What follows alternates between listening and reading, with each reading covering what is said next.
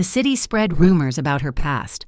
The mafia boss said, "It's your future that matters to me."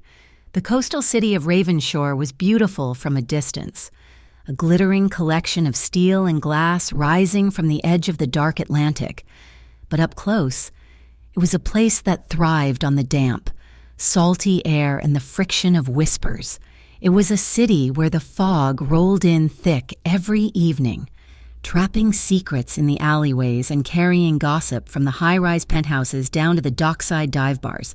In Ravenshore, reputation was currency, and bankruptcy was a social death sentence. Emma Cole knew this better than anyone.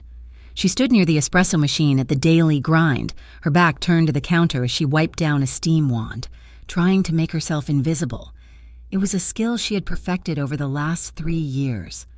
She wore her chestnut hair pulled back in a severe, nondescript bun, and her clothes were chosen specifically to be forgettable, shades of beige and gray that blended into the background. 2 other baristas were leaning against the pastry case, their voices pitched just loud enough to carry over the hiss of the machine. "Did you hear who is back in town?" the blonde one asked, checking her nails. "No way," the other replied, snapping her gum. "Not her. Yes, her. I saw her getting off the bus from upstate. I swear it was her. I cannot believe she has the nerve to show her face here again, after what she did." Emma's hand froze on the stainless steel. She stared at her own distorted reflection in the metal, her heart hammering a frantic rhythm against her ribs. "My cousin said she scammed that investment banker out of $500,000, the blonde continued, her voice dripping with the peculiar delight people took in the misfortune of others. And then she played the victim. Typical. She slept her way into his wallet and then cried when she got caught. Gold digger is too nice of a word for her. Emma felt the heat rise up her neck, a suffocating wave of shame that had not lessened in intensity since the day her life fell apart. They were talking about her. Of course they were. In Ravenshore, the truth did not matter. The story mattered. The truth was a dull, painful ache that Emma carried alone. 3 years ago, she'd been young, naive, and blindingly in love with Mason Hale. She had trusted him when he asked her to sign documents for his new venture. She had believed him when he said he was handling her finances, when the investigation broke, revealing a massive Ponzi scheme built on the savings of retirees and small business owners. Mason had vanished, leaving a paper trail that led straight to Emma's signature. She had faced a terrifying choice: risk 20 years in federal prison based on evidence she could not refute, or take a plea deal for a lesser charge of negligence and a suspended sentence. She took the deal. Mason remained a ghost, and Emma became the villain of Ravenshore. The media tore her apart. They called her the Ice Queen of the Con, a manipulator, a thief. She had fled the city the moment her probation allowed, working dead-end jobs in dusty towns where no one knew her name. But her mother's failing health had dragged her back. The medical bills were piling up, and the small-town wages were not enough. She needed the city pay rates. She needed to survive. Emma finished wiping the machine, her knuckles white. She did not turn around to correct them. She never did. Defending herself only made the shark's frenzy harder. Instead, she untied her apron, clocked out for her morning shift, and walked out into the gray afternoon, pulling her coat tight against the biting wind. She had a second job to get to, one that paid significantly better, though it came with its own set of dangerous whispers. The restaurant was called Vieri. It sat on the edge of the revitalized waterfront district, a sleek, dark building that exuded an aura of intimidating luxury. Inside, the lighting was low and amber, reflecting off polished mahogany and heavy velvet drapes. It smelled of expensive red wine, truffles, and old money. Emma worked the night shift as the bookkeeper, managing the daily ledgers in the back office, but on busy nights like tonight, she filled in as a hostess. It was a risk, being out on the floor where people might recognize her, but the pay was double what she made at the coffee shop, and she was desperate. The owner, Luca Vieri, was a ghost in his own establishment. Emma had worked there for 3 weeks and had never seen him. The staff spoke of him in hushed, reverent tones. They said he was trying to legitimize the Vieri family business, steering it away from the violent history of his father and into real estate and hospitality. They also said he was dangerous, a man who could silence a room just by walking into it, dangerous but generous, the head chef had told her once. Just do your work, keep your head down, and he will take care of you. The Friday night rush was in full swing.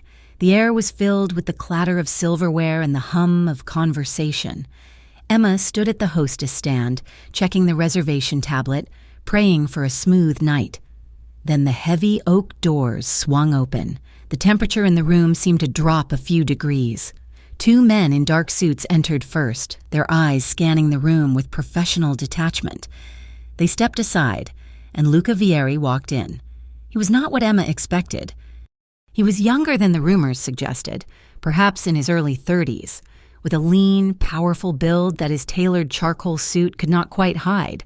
His hair was dark, swept back from a face that was striking in its severity, high cheekbones, a strong jaw, and eyes the color of flint. He did not look like a restaurant owner. He looked like a predator walking through his territory. He moved past the hostess stand without stopping, though Emma felt the wake of his presence like a physical gust of wind. He headed toward the private office in the back, his bodyguards trailing him like shadows. Emma let out a breath she didn't realize she had been holding. She turned back to the door just as a group of 4 customers pushed their way in. Her stomach dropped. It was Richard Henderson, a wealthy real estate developer who had lost money in Mason's scheme. He was red-faced, loud, and already swaying slightly from pre-dinner drinks. "Name is Henderson," he barked, slamming a heavy hand on the podium. "Table for 4. Good evening, mister." "Henderson," Emma said, keeping her voice steady and her eyes on the tablet. "I have your reservation right here. If you will just follow me." Henderson froze. He squinted at her, his eyes narrowing into slits. "Wait a minute," he slurred, leaning uncomfortably close. "I know you." Emma stepped back instinctively. "Sir, if you will just—" "You are that girl," Henderson announced, his voice booming over the quiet hum of the restaurant. Heads at nearby tables turned, the scam artist, the one who ran off with the money. "Please, sir," Emma whispered, her face burning. "Your table is ready." Henderson laughed, a cruel, wet sound. He turned to his friends. "You believe this? Vieri is hiring criminals now. Hide your wallets, boys. The con artist is back from the dead." Tears pricked at the corners of Emma's eyes, hot and humiliating. She gripped the edges of the podium so hard her fingers ached. She wanted to run. She wanted to scream that she was innocent, that she had lost everything too, but she knew it was useless. "She's got some nerve," Henderson sneered, reaching out to tap her shoulder. "Hey, honey, you planning to steal the tips tonight?" Suddenly, a large hand appeared on the polished wood of the podium, right next to Emma's trembling arm. The hand was tanned, the fingers long and strong, wearing a heavy silver watch. Henderson stopped mid-laugh. "Is there a problem here? Mr. Henderson?" The voice was low, a deep baritone that barely rose above a murmur, yet it cut through the noise of the restaurant like a knife. Emma looked up. Luca Vieri was standing beside her. He had come back from the hallway so quietly she hadn't heard him approach. He was not looking at her. His gaze was fixed entirely on Henderson. His expression was perfectly calm, almost bored, but there was a tension in his shoulders that suggested violence held on a very tight leash. Henderson blinked, his bluster deflating instantly. "Mr. Vieri, I didn't know you were in tonight." "Clearly," Luca said. He did not move his hand from the podium. It acted as a barrier, a shield between Emma and the customer. "You are disturbing my staff. And you are disturbing my guests," Henderson stammered, pointing a shaking finger at Emma. "But surely you know who this is? This is Emma Cole. She's a thief. She is my employee." Luca interrupted, his voice dropped an octave, becoming deadly soft. "And in my establishment, we treat people with respect, regardless of what the tabloids say." The silence that followed was heavy. The entire front of the restaurant was watching. Emma stared at the floor, fighting the urge to shatter. She saw Luca's gaze flick toward her. He looked at her trembling hands, then up to her jaw, which was clamped tight in an effort to stop her chin from wobbling. She refused to cry. She would not give them that satisfaction. Luca seemed to note this defiance. His eyes narrowed slightly, not with anger, but with assessment. "Apologize," Luca said to Henderson. Henderson scoffed nervously. "Come on, Vieri. Apologize," Luca repeated. He did not raise his voice, but the command was absolute, or you can take your business elsewhere. Permanently. Henderson looked at Luca, then at the two stone-faced bodyguards standing a few feet away. He swallowed hard. He turned to Emma, avoiding her eyes. "Sorry," he mumbled. "Enjoy your dinner," Luca said, his tone dismissing him as if he were nothing more than a nuisance. Henderson and his group shuffled away quickly, following a waiter to a table in the far corner. Emma stood frozen, her heart racing so fast it made her dizzy. She could still feel the heat radiating from Luca's body beside her. "My office," Luca said quietly. Emma flinched. She looked up at him, expecting to see anger, expecting to be fired. His face was unreadable. "Now, Miss Cole." He turned and walked away. Emma swallowed the lump in her throat, signaled the other hostess to take over, and followed him into the darkness of the corridor. Luca's office was soundproofed, cutting off the noise of the restaurant instantly. It was a masculine space, filled with dark leather furniture and shelves lined with thick binders. A single lamp on the desk cast a warm, golden pool of light, leaving the corners in shadow. Luca walked behind his desk but did not sit. He leaned against the edge of the heavy mahogany, crossing his arms over his chest. He watched her as she closed the door and stood awkwardly in the center of the room. "I am sorry, Mr. Vieri," Emma said quickly, her voice rushing out. "I didn't mean to cause a scene. I can pack my things and go. I know my presence is a liability. I did not ask you to leave," Luca said. Emma stopped, confused. Then, "Why am I here?" "Clarifying staff protocols," Luca said smoothly, though the excuse felt thin. He studied her, his eyes dark and intelligent, taking in the fray of her uniform sleeve, the exhaustion etched under her eyes, the defensive posture she held like armor. "Why did you not defend yourself out there?" Emma let out a short, bitter laugh before she could stop it. "Defend myself? With what? My word. It would be a start," Luca observed. "It would be a waste of breath." Emma snapped, her frustration momentarily overriding her fear of him. She wrapped her arms around herself. "You saw him. You heard what people say. Nobody listens when they think they already know your story. They don't want the truth. Mr. Vieri. They want the villain, and I have been cast in that role for 3 years." She looked away, biting her lip. "I just wanted to do my job." Luca did not speak immediately. The silence stretched, charged and intimate. Emma felt the weight of his gaze like a physical touch. It was not the leering look she got from men at the dive bars, nor the judgmental glare of the Ravenshore elite. It was something else, a recognition. He pushed off the desk and walked toward her. Emma's breath hitched. She should step back, but her feet felt rooted to the Persian rug. He stopped just inches from her, close enough that she could smell the crisp scent of his cologne, sandalwood, and something sharp, like sea salt. He held out a piece of paper, the revised schedule for next week. He said, his voice was low, vibrating in the quiet room. Emma reached for it. Her hand was still shaking. As her fingers grasped the paper, they brushed against his. The contact was electric, a sudden jolt that traveled up her arm. She gasped softly, her eyes snapping up to meet his. For a second, time seemed to suspend. Luca looked down at her, his expression softening, the hard lines of his face relaxing. He looked at the tremor in her fingers, then back up to her eyes. His pupils were blown wide. The air between them grew thick, heavy with a sudden, inexplicable magnetism. Emma heard her own heartbeat thundering in her ears. He was dangerous, the city said. He was a monster. But in this light, standing this close, he just looked like a man who was seeing her, really seeing her, for the first time. Then, he blinked, and the mask slammed back down. He stepped back, putting distance between them. "The night shift manager will brief you on the changes," he said, his voice cool and professional again. Go back to work. Miss Cole." Emma nodded, mute, and fled the office, clutching the schedule to her chest like a shield. By the next morning, the incident with Henderson had metastasized. Ravensshore did not sleep. It only waited for fresh meat. Emma sat on her lumpy mattress in her tiny studio apartment, scrolling through her phone with a sick fascination. The local forums were buzzing. Saw the Vieri scammer at the restaurant last night.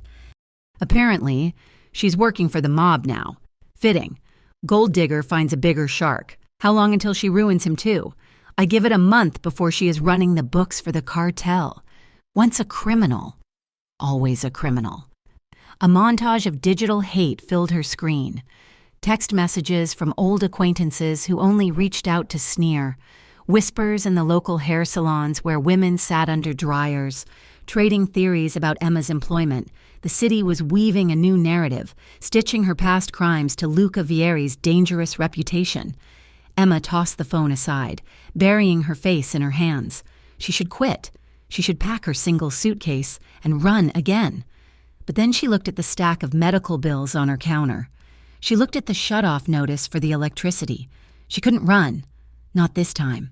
Miles away, a black sedan moved slowly through the rain-slicked streets of Ravensshore.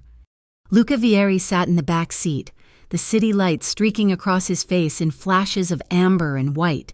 He held his phone in his hand, but he wasn't looking at business emails or stock reports. On the screen was a live feed from the security camera outside the restaurant's rear exit. He watched the grainy black and white figure of Emma Cole locking the heavy metal door. She looked exhausted. Her shoulders slumped, her head bowed against the wind. He watched her walk toward the bus stop, her figure small and solitary against the towering dark of the city. He remembered the way she had looked at Henderson, terrified. Yes, but holding her ground. He remembered the fire in her eyes when she told him that no one listened to the truth, and he remembered the feeling of her trembling fingers brushing against his, a spark of vulnerability that he hadn't expected to affect him so deeply. She was trouble. His advisors would tell him to cut her loose. His efforts to legitimize the family business were fragile. He didn't need a scandalous woman bringing more police attention to his door. But as the car approached the bus stop, Luca leaned forward, through the tinted glass. He saw her standing under the shelter, shivering slightly as she waited. "Slow down," Luca ordered. The driver glanced in the rearview mirror but obeyed immediately. Easing his foot off the gas, the car glided past the bus stop at a crawl. Luca watched her until she disappeared from view, his expression unreadable in the shadows of the car. He should fire her. He should protect his future. But as the image of her defiant eyes lingered in his mind, he knew he wouldn't. "Drive," he said softly, turning off his phone. The car accelerated into the night, leaving the rumors behind, but carrying the dangerous new complication forward. The storm rolled into Ravensshore off the Atlantic with the subtlety of a freight train. It was one of those coastal tempests that turned the air into a wall of water and made the streetlights blur into ineffective smears of yellow against the gloom. It was past 2 a.m. The restaurant had closed an hour ago, and the last of the staff had sprinted to their cars or hailed rides, heads ducked against the downpour. Emma Cole was walking. She had missed the last bus by 3 minutes, a consequence of a ledger error she had stayed late to correct. Now, she was 10 blocks from her apartment, fighting a losing battle with an umbrella that had cost her $5 at a drugstore. A sudden, vicious gust of wind caught the canopy, snapping the metal ribs with a sharp crack, the umbrella inverted. Useless, and within seconds, Emma was soaked to the bone. She gasped as the freezing rain hit her neck, plastering her uniform blouse to her skin. She tossed the broken umbrella into a trash can and wrapped her thin cardigan tighter around herself, burying her chin in her chest. Her shoes splashed through puddles that were quickly becoming streams. She was shivering violently, her teeth chattering, the cold seeping into her marrow. A pair of headlights cut through the deluge behind her, slowing as they approached. Emma's heart leaped into her throat. She gripped her purse strap, her pace quickening. She knew this neighborhood, at this hour. A slowing car was rarely a sign of benevolence. She kept her eyes forward, calculating the distance to the nearest open gas station. But the car pulled alongside her, and the passenger window hummed down. "Get in." The voice was not a request. It was low, calm, and cut through the sound of the rain like a blade. Emma stopped and looked down. It was the black sedan. Luca Vieri sat in the driver's seat, his profile illuminated by the dashboard lights. He was not looking at her. He was looking straight ahead, his hands relaxed on the leather steering wheel. "Mr. Vieri," Emma stammered, wiping water from her eyes. I am fine. I live just a few—" "Get in," he repeated, turning his head to look at her. His eyes were dark voids in the night. "This neighborhood is not safe this late, and you are shaking." Emma hesitated for a fraction of a second, weighing the danger of the street against the danger of the man. Another gust of wind whipped wet hair across her face, making the decision for her. She opened the door and scrambled into the passenger seat. The interior of the car was a different world. It was warm, silent, and smelled of leather and that faint, crisp scent of sandalwood she had noticed in his office. The sudden silence was jarring after the roar of the storm. Emma sat stiffly on the edge of the seat, acutely aware that she was dripping rainwater onto the expensive upholstery. "I am sorry about the seat," she whispered, pushing her wet hair back from her forehead. Luca did not answer. He put the car in gear and pulled away from the curb, the movement smooth and controlled. He drove with a casual competence, one hand steering, the other resting on the center console. Emma shivered again, a violent tremor that shook her entire frame. The car's heater was on, but her clothes were icy against her skin. Without a word, Luca reached into the back seat. He pulled his suit jacket from where it had been draped and held it out to her. "Put this on," he said. "No, I couldn't," Emma protested, eyeing the fine fabric. "I will ruin it. You will catch pneumonia," he countered. "Take it." She took it. The jacket was heavy and still held the warmth of his body. She draped it over her shoulders, pulling the lapels tight. It engulfed her, the sleeves hanging past her hands, but the warmth was immediate. As she adjusted the collar, Luca reached over. She froze. His hand brushed the side of her neck as he pulled the jacket specifically to cover her exposed throat. His fingers were warm and dry, grazing the sensitive skin just below her ear. The contact was fleeting, lasting no more than a second, but it sent a shockwave through her that had nothing to do with the cold. He didn't pull away immediately. His hand hovered near her shoulder, and his gaze dropped, lingering on the hollow of her throat where her pulse was visible, hammering a frantic rhythm against her skin. He stared at the beat of her heart for a long moment, his expression unreadable, before he turned his eyes back to the road. "Where do you live?" he asked, his voice rougher than before. Emma gave him the address. It was in the Iron District, a neighborhood of crumbling brick tenements and rusted fire escapes that the city's revitalization project had not yet touched. They drove in silence. The tension in the car was thick, a living thing that filled the space between them. Emma stared out the window, watching the rain streak the glass, intensely aware of the man beside her. He was huge in the confined space, his presence overwhelming. When he pulled up to her building, the street was mostly empty, but a group of teenagers was huddled under the awning of the corner bodega, smoking and laughing. "Thank you, Mr. Vieri," Emma said, her hand fumbling for the door handle. "I will have the jacket dry cleaned and just bring it back," he said. She nodded and stepped out into the rain, clutching the jacket closed. As the black sedan pulled away, she saw the teenagers staring. They pointed at the car, a luxury vehicle that had no business on this block, and then at her. She heard a whistle, followed by a burst of laughter. Emma hurried inside, her stomach twisting. She knew exactly what that laughter meant. The rumors did not just start the next day. They exploded.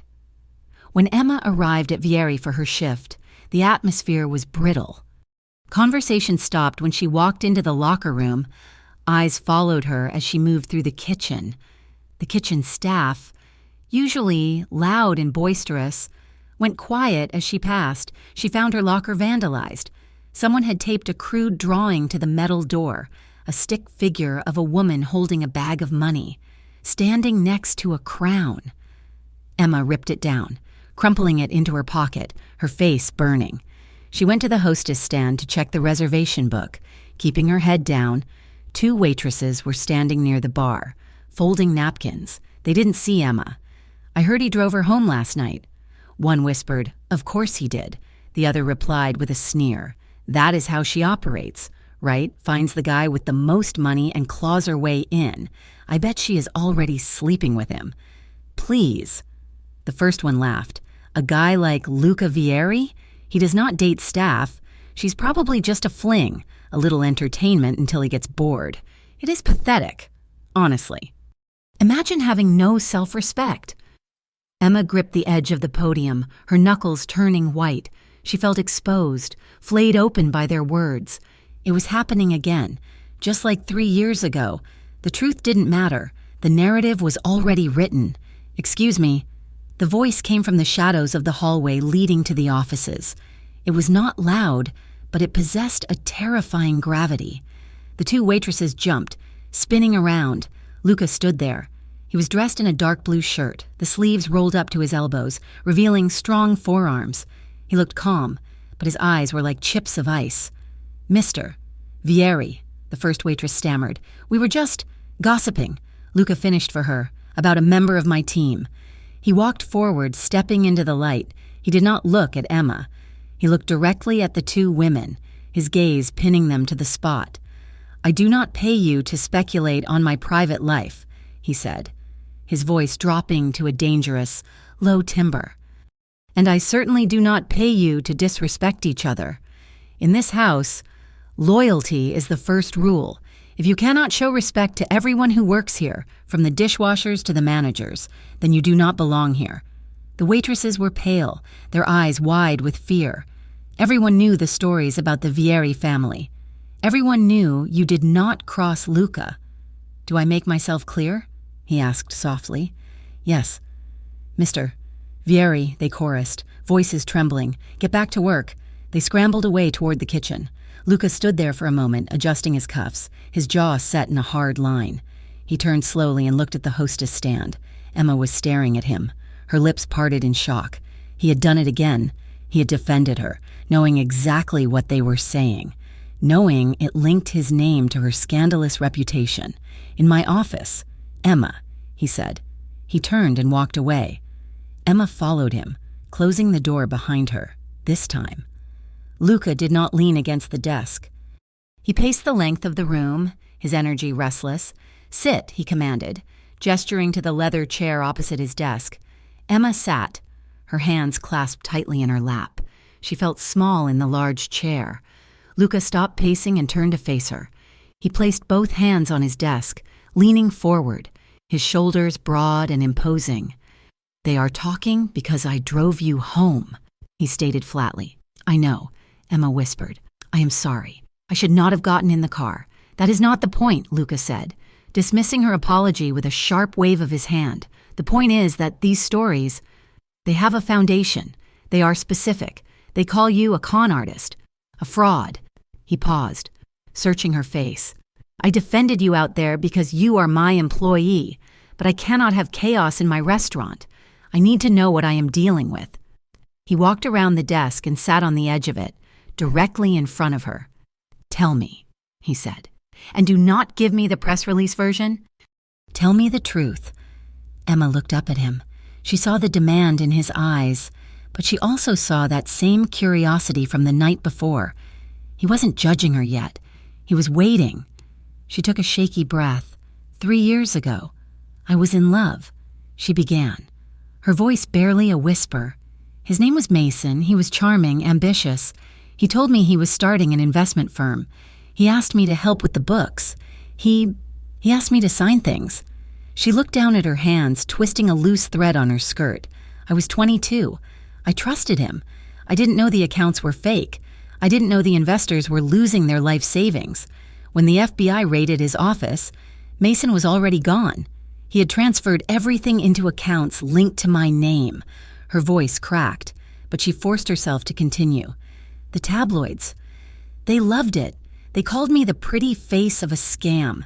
They said I was the mastermind because Mason vanished and I was the one left holding the pen. I took a plea deal because my lawyer said a jury would never believe a girl who looked like me could be that stupid." She looked up, meeting Luca's gaze. Tears were streaming down her face now, hot and fast, but she sat with her back straight, refusing to wipe them away. "I didn't steal a dime. Mr. Vieri, I lost everything, my reputation, my friends, my future, and now I am just trying to pay my mother's medical bills without being spat on in the street." Luca listened to the entire story without moving. His jaw was clenched so tight a muscle feathered in his cheek.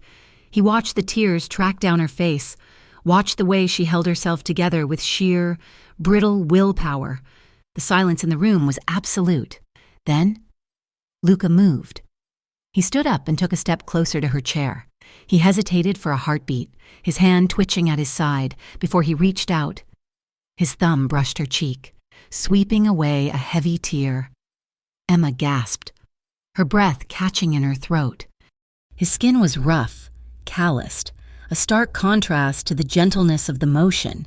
His fingers lingered at her jaw, tilting her face slightly up toward the light. She leaned into his touch instinctively, a starving thing seeking warmth. For a second, she closed her eyes, feeling the solid weight of his presence, the safety that seemed to radiate from him. Then, reality crashed back in. She was the disgraced accountant. He was the boss. She pulled back sharply, her face flushing crimson. "I am sorry," she stammered, wiping her face with the back of her hand. I should get back to work." Luca's hand fell back to his side. His eyes were dark, swirling with an emotion she couldn't place. "Take a moment," he said, his voice gruff. "Then go." The night shift was a disaster. 2 servers called out sick, and by 8 o'clock, the restaurant was drowning. The kitchen was backed up. Customers were getting impatient, and the remaining staff were running on fumes. Emma didn't hesitate. She abandoned the hostess stand to the manager and grabbed an apron. "I can run food," she told the expediter. "Just tell me where it goes." For the next 4 hours, Emma was a blur of motion. She carried heavy trays, refilled wine glasses, cleared tables, and smoothed over complaints with a polite, weary smile that never faltered. She worked with a quiet efficiency, anticipating needs before they were spoken. Luca watched from his usual table in the corner. He had a glass of whiskey in front of him that he hadn't touched. His eyes followed Emma as she navigated the crowded floor. He watched the curve of her shoulders as she balanced a tray of entrees. He watched the way she tucked a loose strand of hair behind her ear, a nervous habit he was beginning to recognize. He saw the exhaustion in the lines of her mouth, but he also saw a steel spine that refused to bend. She was not the fragile victim she had been in his office. She was a fighter. And God, she was beautiful in a way that made his chest ache. When the last customer finally left and the doors were locked, the silence that fell over the restaurant was heavy with exhaustion. Emma was wiping down table 12, her movements slow. Emma. She looked up. Luca was standing a few feet away. He had discarded his jacket and tie, his top button undone. "Leave that," he said. "The cleaning crew will get it. I am almost done," she said, scrubbing a spot on the wood. "Stop," he ordered gently. He walked over and took the rag from her hand, tossing it onto the table. "You haven't eaten," he said. "I am fine." She lied. Her stomach chose that exact moment to give a loud, traitorous growl. Luca's lips quirked into a ghost of a smile. "Come with me." He led her to a booth in the back corner, one that was secluded from the main floor. "Sit." Emma sank into the plush leather, her feet throbbing. Luca disappeared into the kitchen and returned a few minutes later with 2 bowls of pasta carbonara and a bottle of red wine. He sat across from her. The overhead lights had been dimmed, leaving only the flicker of half-burned candles on the surrounding tables. The intimacy of the space was sudden and overwhelming. "Eat," he said, pouring the wine. Emma took a bite. It was rich, creamy, and salty, the best thing she had ever tasted. She ate hungrily, her self-consciousness fading under the sheer need for sustenance. Luca ate slowly, watching her. "You're good on the floor," he commented. "You move well. I used to wait tables in college," Emma said, taking a sip of the wine. "Before everything. Let's not talk about everything tonight," Luca said. "Tell me something else." "What did you study?" "Literature," Emma admitted, a small smile touching her lips. "Useless, I know, but I loved it." Luca leaned forward, his forearms resting on the table. Underneath, his knee brushed against hers. Emma froze, but she didn't pull away. The contact was warm, grounding, not useless, Luca said softly, just distinct. "What was your favorite book?" They talked for an hour. They argued about endings, about characters, about the merits of tragedy versus comedy. For the first time in 3 years, Emma wasn't the scammer or the victim. She was just Emma. She told a joke about a customer she had dealt with in a diner in Ohio, and she laughed, a real, bell-clear sound that seemed to surprise the air in the room. Luca stopped eating. He watched her laugh, his eyes softening in a way that transformed his face. He studied the curve of her smiling lips, the way her eyes crinkled at the corners. The darkness that usually clung to him seemed to recede, pushed back by the light she brought into the booth. The night had to end. Luca walked her to the employee exit at the back of the building. The rain had stopped, leaving the air crisp and smelling of wet pavement. They stopped at the door. The hallway was narrow. Luca stood very close to her, his large frame blocking the exit, though not in a way that felt threatening. He reached out, placing his hand on the wall beside her head, leaning in slightly. It created a private little space, a sanctuary where only the two of them existed. Emma's back pressed against the door. She felt trapped, but she had never felt safer. "Thank you for dinner," she whispered, her voice trembling. Luca looked down at her. His gaze was intense, traveling over her face, memorizing the scattering of freckles on her nose, the length of her lashes. "You worked hard," he murmured. They were inches apart. Emma could feel the heat radiating from his chest. She could smell the wine on his breath. Her heart was hammering against her ribs so hard she thought he must be able to feel it. She looked up at his lips. They were full, severe. She wondered, with a sudden, dizzying rush of desire, what they would feel like against hers. Luca's gaze dipped. He looked at her mouth, his eyes darkening, his head lowered, just a fraction. His breath ghosted across her cheek. The air crackled with electricity. Emma's breath hitched, her lips parting slightly in unconscious invitation. He was going to kiss her. She wanted him to kiss her. Luca froze. He seemed to catch himself, a flicker of conflict passing behind his eyes. He squeezed his eyes shut for a second, his jaw tightening, before he exhaled a ragged breath and pulled back. "You should go home, Emma," he said, his voice rough, almost strained. He stepped back, breaking the spell. The cold air rushed into the space between them. Emma blinked, flushed and confused, her skin tingling where he had been so close. "Good night." "Luca," she whispered. "Good night." She pushed the door open and stepped out into the night, her legs shaking, her mind reeling with the realization that the danger of Luca Vieri wasn't just his reputation. It was how easily she could fall for him. The digital age had a way of resurrecting ghosts that should have stayed buried. It started on a Tuesday morning, a gray, drizzling day that matched the mood hanging over Ravenshore. Emma sat in the break room of Vieri, staring at her phone screen with a nausea that roiled in her stomach. Ravenshore Confidential, the city's most vicious gossip blog, had updated. The headline was screaming in bold, black letters. From white-collar fraud to organized crime, the con artist finds a new playground. Below it was a photo. It was grainy, taken from a distance 3 years ago, showing Emma being led down the steps of the courthouse by her lawyer. She looked young, terrified, and shattered, but the caption didn't talk about her terror. It analyzed her cold, calculating stare. The article was a masterpiece of fiction. It claimed that news sources suggested Emma hadn't just been a pawn in her ex-boyfriend's scheme, but the mastermind who had played the victim card to avoid prison.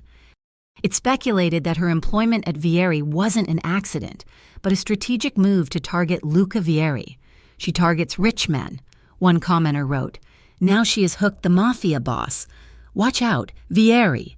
She will strip the copper out of the walls before she is done. Emma locked her phone, her hands trembling. They were rewriting history again. They were turning her survival into a predatory act. She stood up, smoothing her skirt, and forced herself to walk out onto the restaurant floor. She had a shift to work. She needed the money. She could not afford to hide. The dinner rush was beginning, the dining room filling with the murmur of conversation and the clink of silverware. Emma moved through the tables, greeting guests, but she could feel the eyes on her. They felt heavier tonight, sharper. At table 4, a group of regulars, 3 businessmen who treated the restaurant like their private club, were already on their second bottle of wine. They were loud, their laughter carrying over the ambient music. "I am telling you," one of them said, gesturing with his wine glass, his voice booming, "you do not hire a girl with a record like that unless you are looking for trouble, or unless you are looking for something else. If you catch my drift." The others laughed. Emma, who was clearing plates from the adjacent table, froze. She kept her back to them, her face burning. "My wife says she is a liability." Another man says we should stop coming here if Vieri is going to let criminals handle the credit cards. I told her, "Honey, look at the girl. I can see why he keeps her around. It isn't for her accounting skills." The laughter was uglier this time, thick with insinuation. Emma gripped the stack of plates, her knuckles white. She took a breath, preparing to walk away, to pretend she hadn't heard, just as she always did. "Gentlemen." The word was spoken softly, but it silenced the table instantly.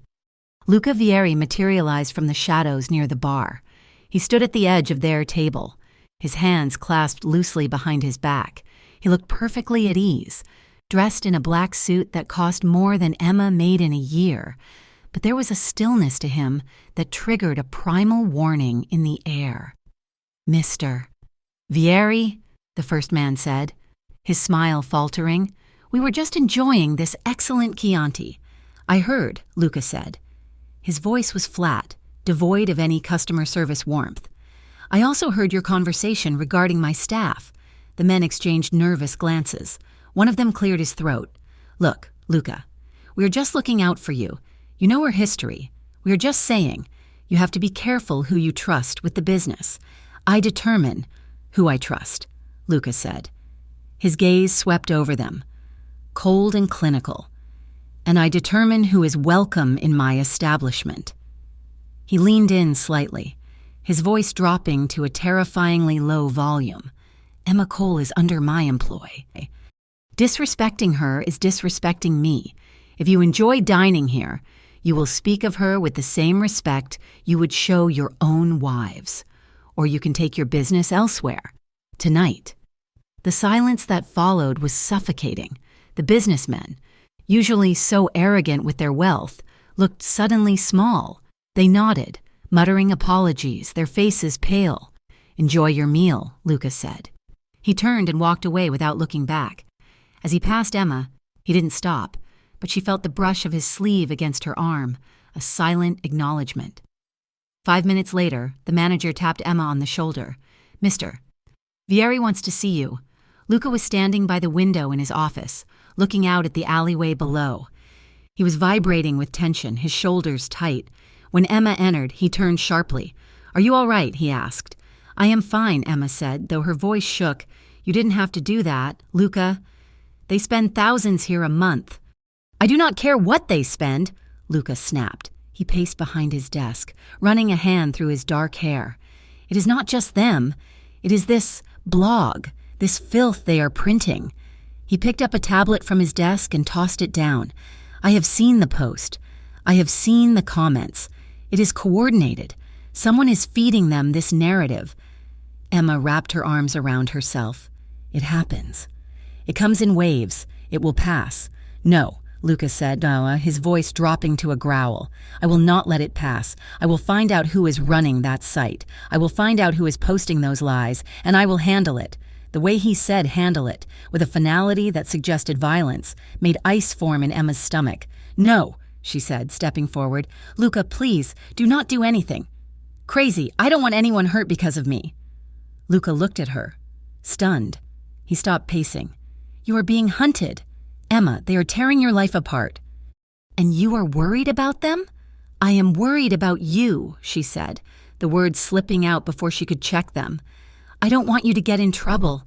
I don't want more violence. I just want it to stop."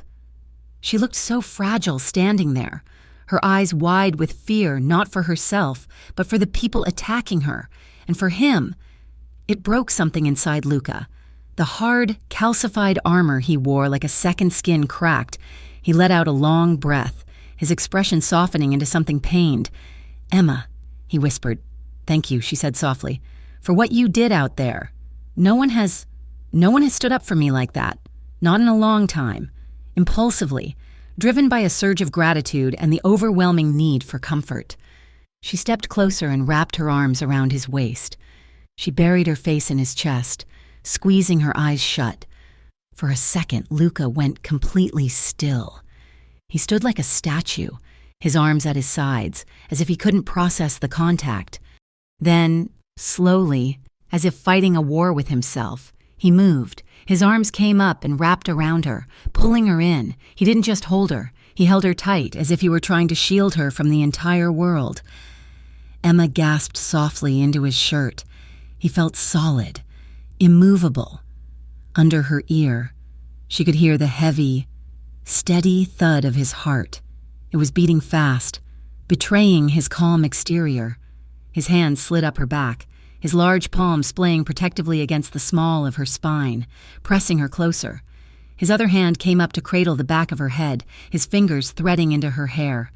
A shiver raced down Emma's spine, not from cold, but from a sudden, searing heat. They stood there for a long moment, simply holding each other in the quiet office.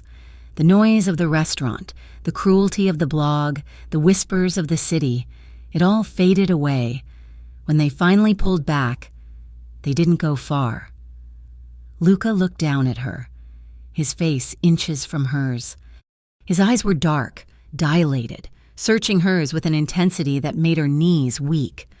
The air between them was thick, charged with 3 weeks of stolen glances and unspoken tension. Emma looked at his lips. She couldn't help it. Luca saw the look. He let out a low, ragged sound in his throat. His hand on the back of her head tightened slightly, tilting her face up. "Emma," he murmured. A warning and a plea all at once. Then he kissed her. It was tentative at first, a soft brush of lips, a question asked in the silence. Emma responded immediately, her hands clutching at the lapels of his jacket, pulling him down. The kiss deepened, shifting from tentative to passionate in a heartbeat. Luca groaned against her mouth, his arm tightening around her waist, lifting her slightly off the floor. His mouth was hot, demanding, but there was a tenderness to it that shattered her. It wasn't a kiss of conquest, it was a kiss of desperation, of pent-up longing finally released. Emma opened to him, her senses flooded with the taste of him, coffee and scotch and something uniquely him. She felt safe, she felt wanted, she felt alive. They broke apart, breathing hard, foreheads resting against each other. Emma's hands were still gripping his jacket. Luca's hands were cupping her face, his thumbs stroking her cheekbones. They stayed like that for a minute, catching their breath, the reality of what had just happened settling over them. Emma pulled back further, stepping out of his reach. Her face was flushed, her lips swollen. "This is a bad idea," she whispered, her voice trembling. Luca didn't move. "Why?" "Because look at me. Luca, look at what they are saying. Everyone thinks I am toxic. If you get involved with me, they will drag you down too. You are trying to go legitimate. You don't need a scandal." Luca straightened, adjusting his jacket, though his eyes never left hers. "I do not give a damn what this city says," he said, his voice fierce. "I know who you are. It is not just the city," Emma said, wrapping her arms around herself again, missing his warmth immediately. "It is your world. It is dangerous. I can feel it." Luca's expression darkened. He couldn't deny that. "Yes," he admitted quietly. "It is, but I am changing it." He stepped toward her, but stopped when she flinched slightly. "I need to get back to work," she said, her voice barely audible. She turned and fled the office, leaving Luca standing alone in the pool of yellow light, his hand still raised as if to reach for her. Across the street, parked in the shadows of a derelict loading zone, a gray sedan sat with its engine idling. Inside, a man with a heavy stubble and a baseball cap pulled low adjusted the zoom on his camera. He checked the display. The angle through the office window had been perfect. He had the shot. Luca Vieri and Emma Cole, locked in an embrace, their faces close, the intimacy unmistakable. He smirked and tapped the screen, hitting send. The message went to a burner phone located in a cheap motel room on the outskirts of Ravenshore. The phone buzzed on a scarred wooden table. A hand reached out and picked it up. Mason Hale sat on the edge of the bed, the blue light of the television flickering over his face. Prison had changed him. He was thinner, harder. His boyish charm eroded into something sharp and bitter. He looked at the photo of Emma and Luca. A vein throbbed in his temple. "She ruined my life," he muttered to the empty room. "She walked away while I rotted in a cell, and now she thinks she can just start over?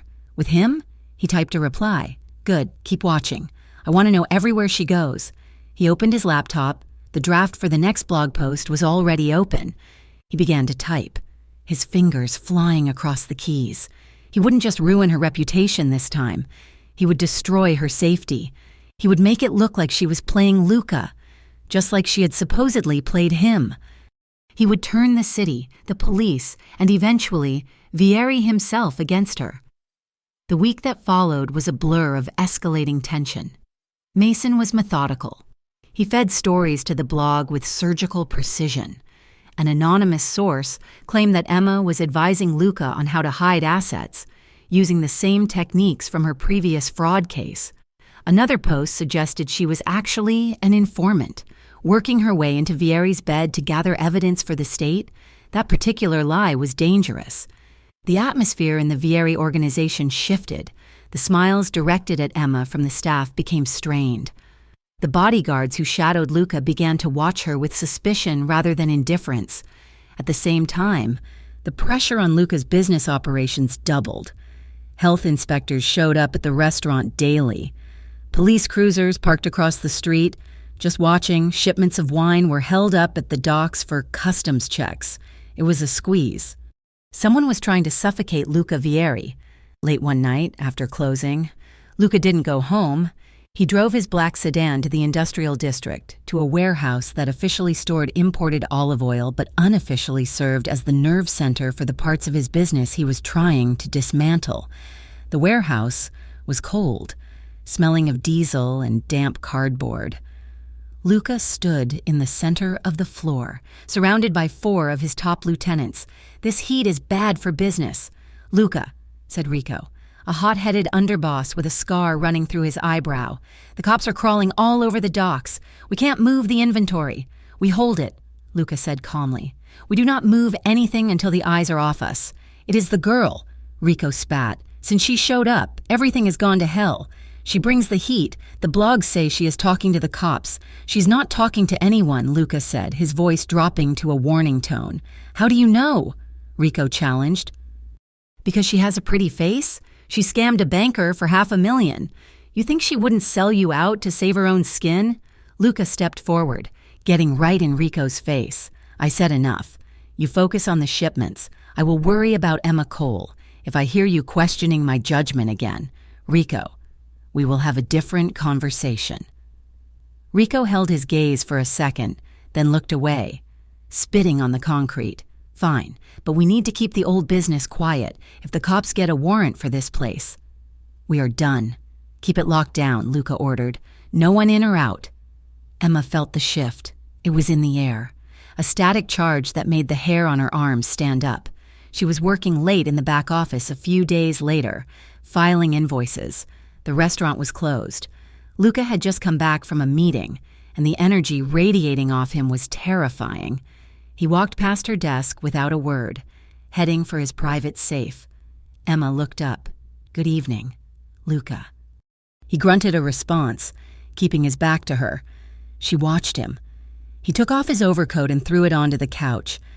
As it landed, The heavy metallic thud of something hitting the cushion echoed in the quiet room. Emma froze. She knew that sound. The coat fell open slightly, revealing the matte black handle of a semi-automatic pistol tucked into the inner pocket.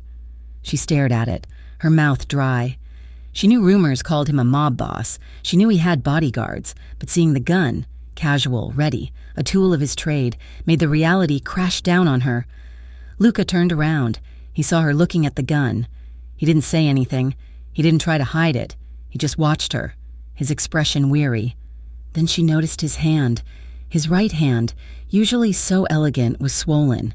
The knuckles were bruised a dark, angry purple. The skin split in two places. Emma stood up slowly. "Your hand." "It is nothing," Luca said, flexing the fingers painfully. "A disagreement." "With who?" she asked, her voice trembling. "Business, Emma. Just business." His phone rang. Luca pulled it from his pocket. He looked at the screen, and his face changed. The softness that he usually reserved for her vanished. His eyes went dead. His mouth set into a cruel, hard line. He looked, in that moment, like a man capable of anything. He answered the phone. "Vieri," he said. He listened for a moment, his eyes fixed on the wall above Emma's head. "Find him," Luca said into the phone. His voice was devoid of humanity. "I don't care where he is hiding. Find him. And when you do, call me. I want to handle this personally." He hung up. Emma took a step back, her heart hammering against her ribs. This wasn't the man who had held her in his arms and swiped a tear from her cheek. This was the monster the city talked about. Luca looked at her. He saw the fear in her eyes. He saw the way she was looking at the gun, then at his bruised knuckles, then at his face. He took a step toward her, his expression softening, pleading. "Emma, I have to go," she whispered. She grabbed her purse and hurried past him. "Emma, wait," Luca called after her. But she didn't stop. She ran out the back door into the cool night air, gasping for breath. She had wanted to believe that the rumors were just rumors. She had wanted to believe that his world wasn't as dark as everyone said. But as she walked quickly toward the bus stop, looking over her shoulder at every shadow, she realized the truth. She was falling in love with a man who lived in the dark. And now, thanks to the blog and the secrets and the lies, that darkness was coming for her too. The photo was grainy, taken from a low angle across the street through the passenger window of a car, but the subjects were undeniable. It showed Emma standing at the back entrance of the restaurant late at night. She was handing a white envelope to a man in a motorcycle helmet. The headline of the blog post, written in bold, accusing red letters, read, "The payoff is Vieri's accountant buying silence or selling secrets." The caption below it spun a narrative so twisted it made Emma dizzy. It claimed the man in the helmet was an undercover narcotics officer. It claimed the envelope was full of information on Luca's shipping routes. It claimed Emma was cutting a deal, her freedom in exchange for the Vieri empire. In reality, the man was a delivery driver from a local Thai place.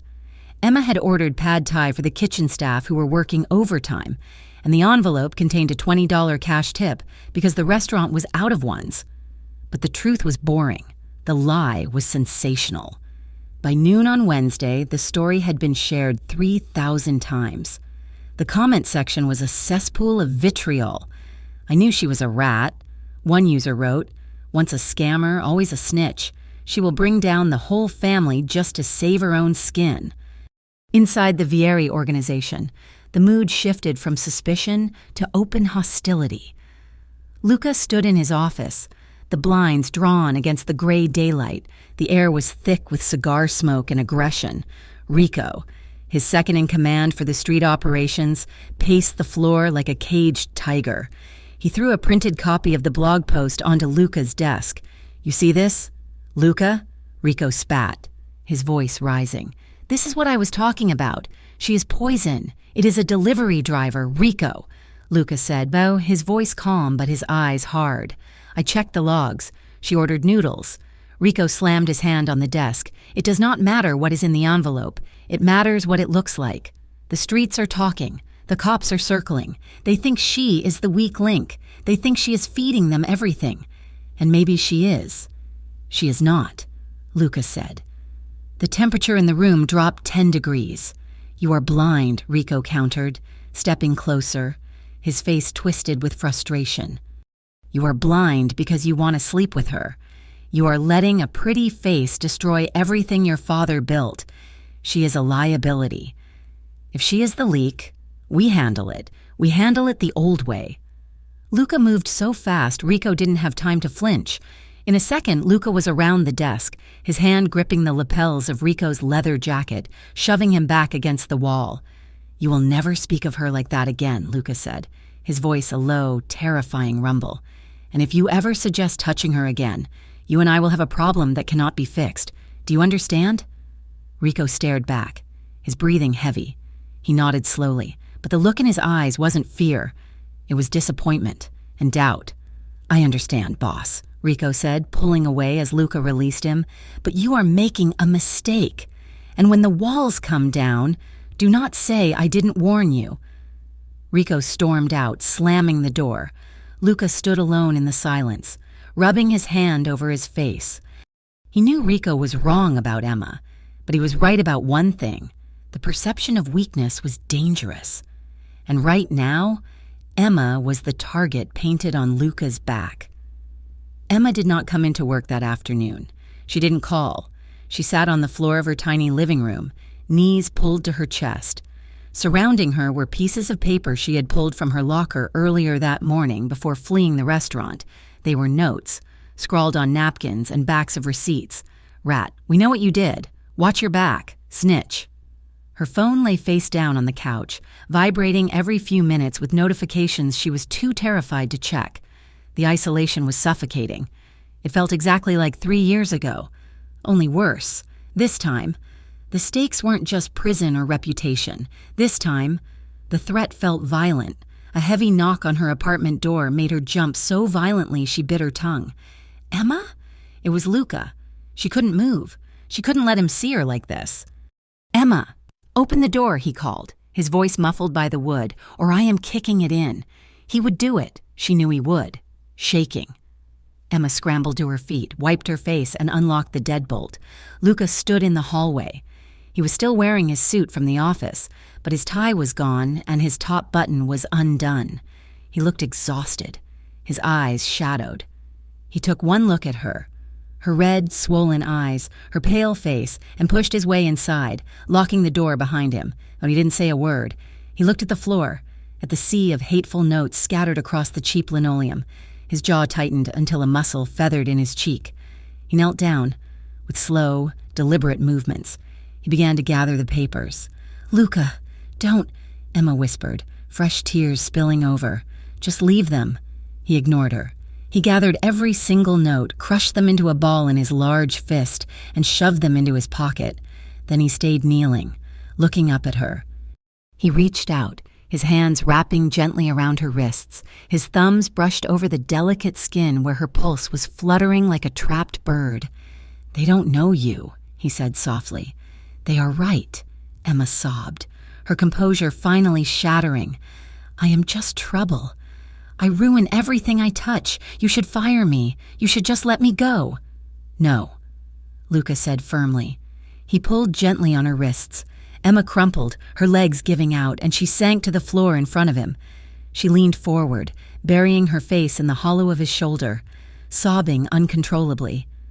Luca wrapped his arms around her. He held her with a fierce, protective strength, one hand pressing her head against his chest, the other rubbing slow, firm circles on her back. He let her cry. He let her soak his expensive shirt with her tears, simply existing as a solid anchor in her storm. I have you, he murmured into her hair. I have you. Emma, I am not going anywhere. When her sobs eventually subsided into ragged breaths, she pulled back slightly. She looked up at him. Her eyes were rimmed with red, her face blotchy, but Luca looked at her as if she were the most precious thing he had ever seen. He raised a hand and brushed a stray lock of hair from her forehead. His fingers lingered on her cheek, his thumb tracing the line of her jaw. Why are you here? She whispered, her voice hoarse. You should be distancing yourself from me, Rico. The others, they hate me. I am here because I want to be. Luca said. The air in the room shifted. The comfort turned into something heavier, hotter. Luca's gaze dropped to her mouth, then back to her eyes. The intensity of his focus made Emma's breath hitch. He leaned in slowly, giving her time to pull away. She didn't. She leaned forward to meet him. His lips met hers with a fierce tenderness that stole the breath from her lungs. It wasn't like their first kiss, which had been tentative and surprised. This was a vow. It was possessive and desperate and overwhelmingly tender. Luca groaned low in his throat, shifting his weight. He lifted her easily, as if she weighed nothing, and moved them to the worn fabric of her couch. He sat, pulling her into his lap, her legs straddling his waist. Emma gasped at the contact, her hands gripping his broad shoulders to steady herself. She could feel the hard muscles beneath his shirt, the heat radiating from him. Luca kissed her deeper, his tongue sweeping into her mouth, tasting her. His hands roamed over her back, his fingertips tracing the line of her spine through her thin t-shirt, sending shivers racing over her skin. Every place he touched felt electric. Emma melted against him, her fingers tangling in the thick hair at the nape of his neck. She pressed closer, needing to be as close to him as physically possible, needing to forget the threats and the fear in the fire of his touch. Luca's lips left her mouth, trailing a hot path along her jawline. He kissed the sensitive spot just below her ear, causing her head to fall back with a soft, involuntary sound of pleasure. He moved lower, his mouth grazing the column of her throat, his breath hot against her skin. "Emma," he rasped, his voice rough with need. He kissed the hollow of her throat, his hands sliding down to rest on her waist, gripping her firmly. He was careful, so incredibly careful, his touch reverent even as his breathing grew jagged. Emma felt a wave of desire so strong it frightened her. She wanted him. She wanted to lose herself in him completely. But then, a cold shard of fear pierced through the heat. The notes, the accusations, the past. She froze. Luca sensed it instantly. He stopped. He didn't pull away, but he went still, his lips resting against her collarbone. "What is it?" he whispered against her skin. "I am scared," Emma admitted, her voice trembling. "Of me?" Luca asked, pulling back to look at her, his eyes searching hers with worry. "No," she said, shaking her head. "Of this. Of losing myself again. Last time I gave everything to a man. I lost my entire life. If I do this, if I fall for you, and I lose you, or I destroy you, I won't survive it." Luca looked at her. He saw the terror behind the desire. He saw the scars that Mason had left on her soul. He took a deep, steadying breath, fighting the physical urge to claim her. He rested his forehead against hers, closing his eyes. His breathing was uneven, ragged, but his hands on her waist remained gentle. "You are not going to destroy me, Emma," he said quietly, "and you are not going to lose yourself." He pulled back just enough to look her in the eye. "I want you," he said, his voice raw.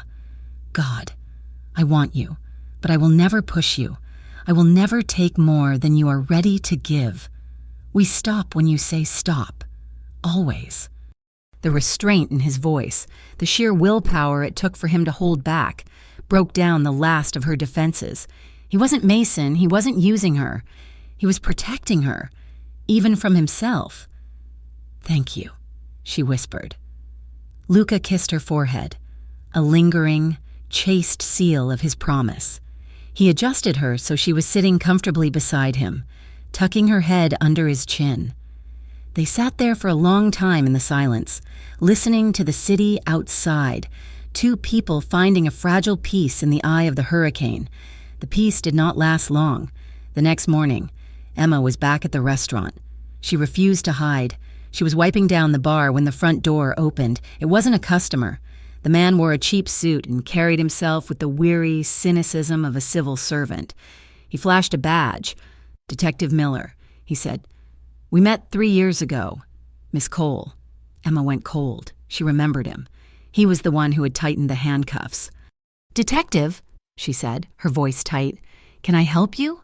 I saw the blog, Miller said, leaning against the bar. Looks like you were in the middle of it again. It is a lie, Emma said. Is it? Miller asked. Look, Emma, I know you got a raw deal last time. Maybe you didn't know what Hale was doing. But Vieri, you know exactly who he is. We are building a case, a big one. RICO charges, money laundering, the works. He leaned in closer. If you are in over your head, I can help you. You cooperate, you tell us where the money is going, and I can talk to the DA. We can expunge your old record. We can give you a clean slate, a real one. Emma stared at him. A clean slate. It was everything she had wanted for 3 years. All she had to do was betray the man who had held her while she cried the night before. She is not interested. Detective? Luca's voice was like a glacier. He walked out of his office, buttoning his jacket. He moved with a predatory grace, placing himself physically between Emma and the detective. Mr. Vieri, Miller said, straightening up. I am just having a conversation with a citizen. You are harassing my employee, Luca said. If you have a warrant, show it. If not, get out. Miller smirked. Protective. That is cute. But be careful. Vieri, when the ship sinks, the rats are the first to swim. He looked at Emma. Think about it. Emma, my card is on the bar. Miller turned and walked out. Luca stared at the door for a moment, then turned to Emma. His eyes were icy. Not at her, but at the situation. Do not talk to him, Luca said. I wasn't going to. Emma said, good. Because if you get involved with the police, I cannot protect you, not from the law and not from my enemies. He walked away, leaving Emma standing there, the detective's card burning a hole in the polished wood of the bar. She realized then how precarious her position was. She was standing on a wire between the man she was loving and the law that wanted to destroy him. That night, Emma left work late. She walked to the parking garage where she had started parking her rusted sedan, thinking it was safer than walking to the bus stop. The garage was concrete and cold, echoing with the sound of her footsteps. She reached her car, fumbling for her keys. Hello, darling. The voice came from the shadows behind a concrete pillar. Emma froze. She knew that voice. She heard it in her nightmares. Mason Hale stepped into the dim yellow light. He looked different than the mug shots. He was tanned, fit, wearing a smile that didn't reach his eyes. He leaned against the pillar, casually tossing a set of keys in his hand. Mason, Emma whispered, the blood draining from her face. You look good. Emma, Mason said, looking her up and down, a little tired, but Vieri clearly pays better than the diner. Get away from me, Emma said, backing up until she hit her car door. Relax, Mason laughed. I just wanted to catch up. I saw the blog. Terrible what they are saying about you. The snitch has a nice ring to it, doesn't it? You are doing this. Emma accused him, her voice trembling with rage. You are feeding them lies. I am just correcting the narrative, Mason said, stepping closer. You see, Emma, everyone believed you betrayed me. Why wouldn't they believe you are betraying him? It is your brand. What do you want? Emma demanded. I want you to be useful, Mason said. His smile vanished. I want Vieri gone. I want his territory. And you are going to help me. Never. Emma spat. Oh, I think you will, Mason said softly. Because if you don't, I have more photos, more stories.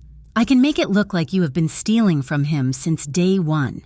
And guys, like Vieri, they don't wait for a trial. They handle thieves with bullets. He stepped right up to her, invading her space. And if that doesn't motivate you, remember your mother is in that nursing home on Oak Street. Be a shame if the fire alarm system failed during a short circuit. Emma stopped breathing. The threat was clear. You stay away from her, she hissed.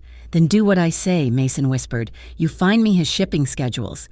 You get me proof of the illegal imports. You help me take him down. He backed away, smiling again. I will be in touch, darling. Don't keep me waiting. He turned and walked into the shadows, disappearing as quickly as he had arrived. Emma stood alone in the cold garage, shaking so hard she could barely stand. She drove home in a daze. Her first instinct was to call Luca, to tell him everything, to tell him Mason was back and threatening her. But she stopped with her thumb hovering over his name on her screen. If she told Luca, he would kill Mason. She knew it. He would tear the city apart. And if he did that, the police would have exactly what they needed to put him away for life. All his work to go legitimate, all his dreams of a future, gone. And Mason had threatened her mother. If Luca went to war, collateral damage was guaranteed. She lowered the phone. She couldn't tell him. She had to handle Mason herself. She had to find a way to stop him without turning Luca into a murderer. She sat in the dark of her apartment, the secret settling in her chest like a heavy stone. She was protecting him, she told herself. But as she thought of Luca's trusting eyes, she felt the crack forming between them. She was doing exactly what Mason wanted. She was keeping secrets, and in Ravenshore, secrets were the things that got you killed. The raid happened at 3 in the morning, a time when the city of Ravenshore was usually asleep under a blanket of coastal fog. But there was no sleep for the Vieri organization that night. The police struck a storage facility on the outskirts of the industrial district, a nondescript brick building that was supposed to be empty. Instead, they found crates of unregistered firearms tucked behind pallets of legitimate restaurant supplies. The tip had been anonymous, precise, and devastating. By noon the next day, the news was everywhere. Vieri Empire under siege. The headlines screamed, "Police seize weapons cache in port raid," inside the restaurant. The atmosphere was suffocating. The air felt thin, charged with paranoia and fear. The staff moved in hushed silence, casting nervous glances at the managers who paced the floor with phones pressed to their ears. But the heaviest glares were reserved for Emma. To the men who worked for Luca, the math was simple. Mason Hale was out of prison. Mason Hale was the one who had framed Emma years ago, and now, just as Emma was getting close to Luca, the police were suddenly finding needles in haystacks. Emma tried to focus on the ledger in front of her, but the numbers swam before her eyes. She could feel the hostility radiating from the kitchen, from the waitstaff, and most intensely from the men in suits who stood guard by the doors. She was the outsider, the liability, the rat. She needed water. The office felt like a cage. She stood up, her legs trembling slightly, and made her way to the back hallway that connected the administrative wing to the kitchen. The corridor was dimly lit and narrow, lined with shelves of wine and linens. As she turned the corner, a heavy hand clamped onto her upper arm, jerking her to a stop.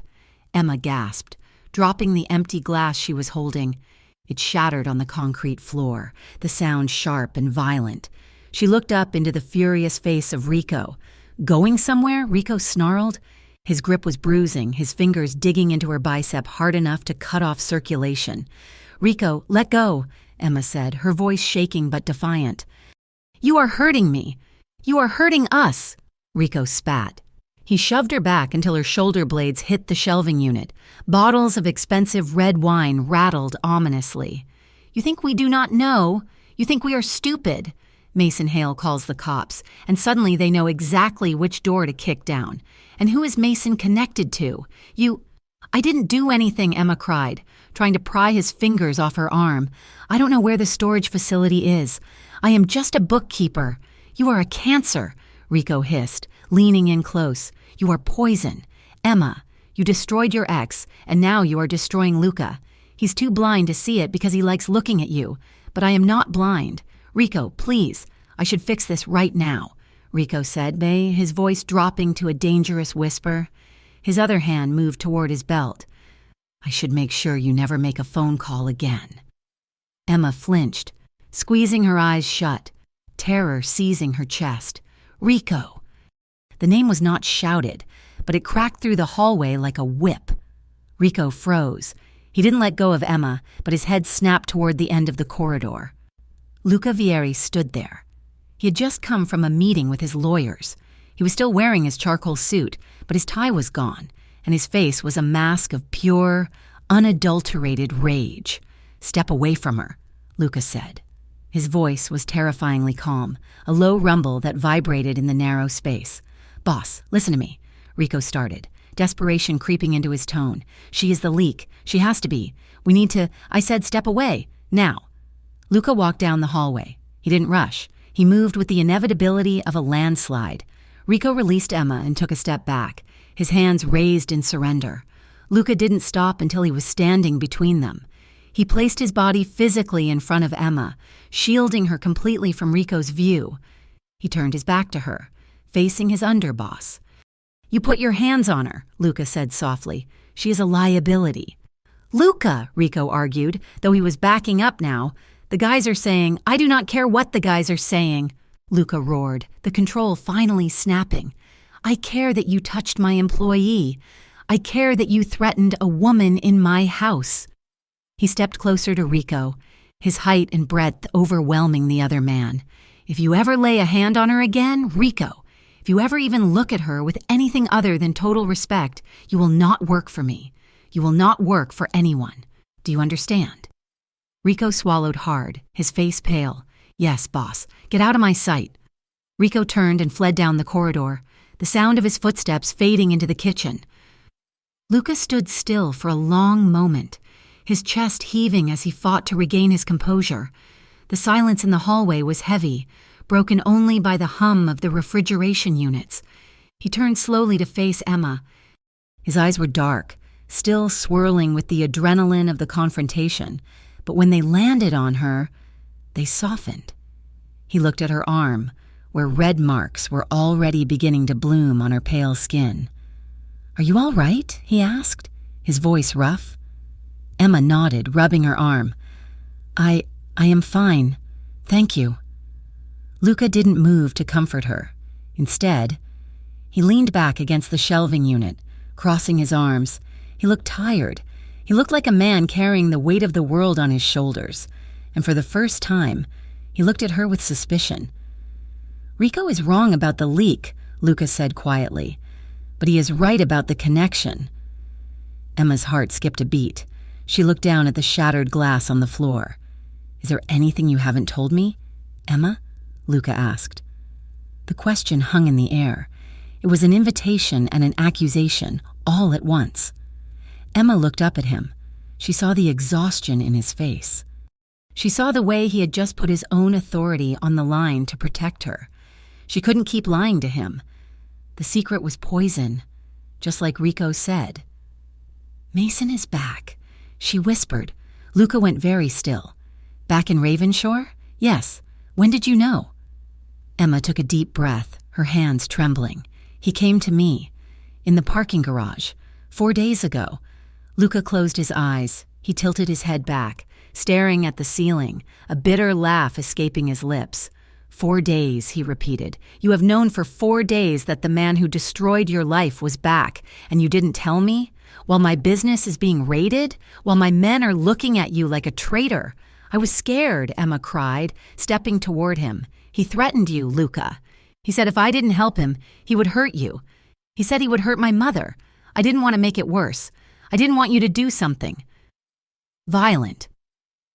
Luca pushed off the shelf, his eyes snapping open. "Violence? You think this is about violence? This is about trust. Emma, I let you into my life. I let you into my head. I defended you against everyone who said you were a liar. And you looked me in the eye for 4 days and lied to me. I was protecting you," Emma shouted back, the tears finally spilling over. "I do not need your protection," Luca yelled, his voice echoing off the walls. "I needed your honesty." He paced the small space, running a hand through his hair. "Mason Hale threatens you, and you keep it a secret? Do you have any idea what I would have done if I knew? Do you have any idea how dangerous he is if he is desperate enough to threaten your mother? That is exactly why I didn't tell you," Emma argued, her voice cracking. "Because I knew you would react like this. Look at you. Luca, you are ready to burn the city down. Yes," Luca roared, spinning to face her. "Yes, I would burn it down. If he touched you, if he threatened you, I would tear this city apart brick by brick until I found him, because that is what you do when you care about someone." The words hung in the air, heavy and undeniable. Emma stared at him, her chest heaving. "You care about me?" she asked, her voice dropping to a whisper. "Or do you just care that someone is touching what is yours?" Luca flinched as if she had slapped him. "Is that what you think?" he asked, his voice low and dangerous. "You think I am like him? You think I want to own you?" Emma wiped her tears furiously. I don't know, Luca. I am tired of men using me as a pawn in their games. Mason used me to get money. Rico thinks I am using you, and you. You treat me like something that needs to be guarded. But you don't trust me enough to handle my own past. I trust you with my life, Emma, Luca said, stepping closer, invading her space. That is why this hurts. That is why I am angry. Not because of the business. Because you didn't trust me to handle him. They were standing chest to chest now, the anger between them crackling like electricity. It was a fire born of fear and frustration and a desperate, terrifying need for each other. I do trust you, Emma choked out, looking up into his furious, beautiful eyes, but I'm terrified of losing you. I am terrified that if you go after him, you will become the monster everyone says you are, and I can't love a monster. Luca looked at her, his expression raw. He reached out, his hands gripping her waist, pulling her sharply against him. I am not a monster, he rasped, and I do not want to own you. Emma, I want to build something with you. I want a future, but I cannot have a future if you are keeping secrets in the past. The fight went out of Emma in a rush. She looked at his mouth, then at his eyes, seeing the pain and the longing reflecting her own. I am sorry, she whispered. Luca didn't answer with words. He crashed his mouth down onto hers. It wasn't a gentle kiss. It was desperate. It was a collision of two people who had been walking on a wire for weeks and finally fell. Emma grabbed the lapels of his jacket, yanking him closer, kissing him back with a mix of anger and need that matched his own. Luca groaned against her mouth, his hands framing her face, his thumbs stroking her cheekbones roughly. He kissed her like he was trying to breathe for her. He kissed her until the world outside the hallway, the police, the raids, Rico, Mason, ceased to exist. He walked her backward until she hit the wall again, pressing his body against hers. His hands slid down to her waist, gripping her hips, pulling her flush against him. Emma tangled her fingers in his hair, arching into him, a soft sound of surrender escaping her throat. His lips trailed down her jaw, hot and wet, finding the sensitive spot on her neck. Emma's head fell back, her breath catching. His thumb brushed along the curve of her hip, possessive and grounding. It was a release of all the fear, all the tension. It was a silent apology and a silent promise. They stayed like that for a long time, lost in the heat of the embrace, until their breathing slowed and the frantic energy settled into something deeper and steadier. An hour later, the office was quiet. The lamp on the desk cast a warm, golden glow over the room. Luca and Emma lay on the leather couch. They were fully clothed, but their limbs were tangled together. Emma's head rested on Luca's chest, her hand flat over his heart. Luca's arm was draped over her, his fingers idly tracing patterns on her arm. It is hard, Luca said quietly, his voice rumbling in his chest. To escape this life, my father, he built this empire on fear. When I took over, I wanted to change it. I wanted to turn the money into things that were real. Hotels, restaurants, places where people didn't have to look over their shoulders. He paused, tightening his hold on her slightly. But the past has gravity. It pulls you back. Every time I try to step into the light, someone like Mason or Rico tries to drag me back into the dark. Emma listened, tracing the line of a button on his shirt. I know the feeling, she whispered. I have been trying to outrun my name for 3 years. Every time I think I am free, someone whispers, "Scam artist," and I am back in that courtroom. She lifted her head to look at him.